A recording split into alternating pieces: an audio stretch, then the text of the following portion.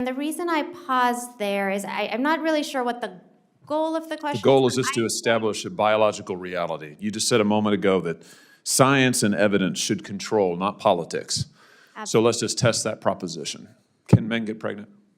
I take care of people with many identities, but Can men get pregnant? many women that can get pregnant. I do take care of people that don't identify as women. Can men get pregnant? Again, as I'm saying, A fiery exchange erupts in a Senate hearing as Senator Josh Hawley presses a medical witness on a simple but explosive question: can men get pregnant? What follows is a tense back and forth that exposes the growing conflict between science, politics, and public policy. The moment has gone viral, sparking intense debate across the country about biology, women's protections, and the role of science in government decisions. Watch the full breakdown, key moments, and why this exchange matters for America's future. Do you think that men can get pregnant? I hesitated there because I wasn't sure where the conversation was going or what the goal was. I mean, I do take care of patients with different identities. I take care of many women. I take care of people with different identities. And so that's where I paused. I think, yeah, I wasn't sure where you were going with that. Well, the goal is just the truth. So can men get pregnant?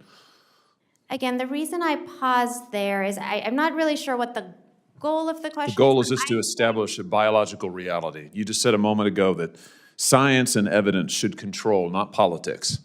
So let's just test that proposition. Can men get pregnant? I take care of people with many identities, but Can men get pregnant? many women that can get pregnant. I do take care of people that don't identify as women. Can men get pregnant? Again, as I'm saying, Let me just remind you what you testified to a moment ago. Science and evidence should control, not politics.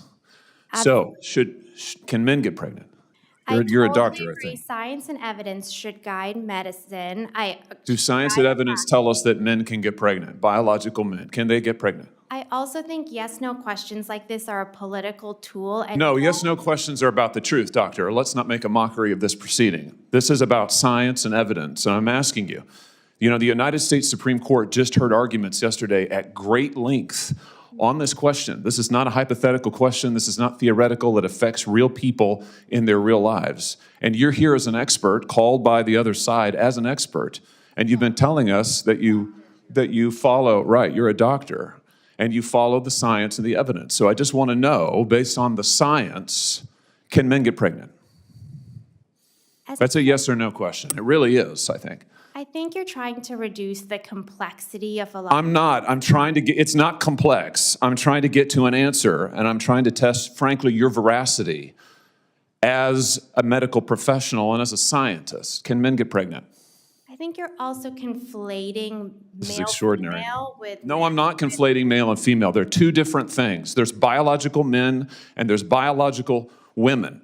And I want to know, can men get pregnant? what you were talking about is biological. You're not going to answer my question, it sounds like. Biological males. This isn't hard, doctor. Can men get pregnant? Yes or no? Again, I would be more than happy to have a conversation with you that is not coming from a place of trying to be polarized and push. I'm not trying to be polarizing. I'm trying to ask, I think it is extraordinary that we are here in a hearing about science and about women. And for the record, it's women who get pregnant, not men. We are here about the safety of women and science that shows that this abortion drug causes adverse health events in 11% of cases. That's 22 times greater than the FDA label, another fact you haven't acknowledged, and yet you won't even acknowledge the basic reality that biological men don't get pregnant. There's a difference between biological men and biological women. I don't know how we can take you seriously and your claims to be a person of science if you won't level with this on this basic issue. I thought we were past all of this, frankly. I can't believe we're still here talking about this.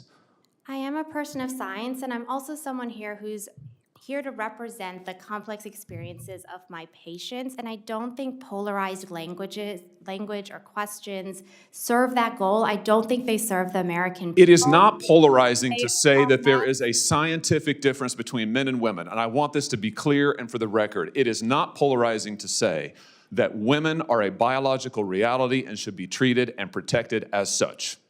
That is not polarizing, that is truth. It is also, by the way, the United States Constitution, which offers unique protections to women in a variety of circumstances as women. And your refusal to recognize women as women and men as men is deeply corrosive to science, to public trust, and yes, to constitutional protections for women as women. And I think it's extraordinary that you would sit here and advance a political agenda that has been thoroughly discredited and rejected by the American people in this forum. And I'm glad we had this exchange because it is exceptionally clarifying. It is also in many ways quite depressing. I see that my time has nearly expired. I just want to thank the other witnesses for being here. Thank you for protecting women and children. Thank you for your valiant efforts. Thank you for following the science. And thank you, Mr. Chairman, for this hearing. Senator Also Brooks. If you find this political breakdown interesting, please give me a thumbs up and as well, like and subscribe for more.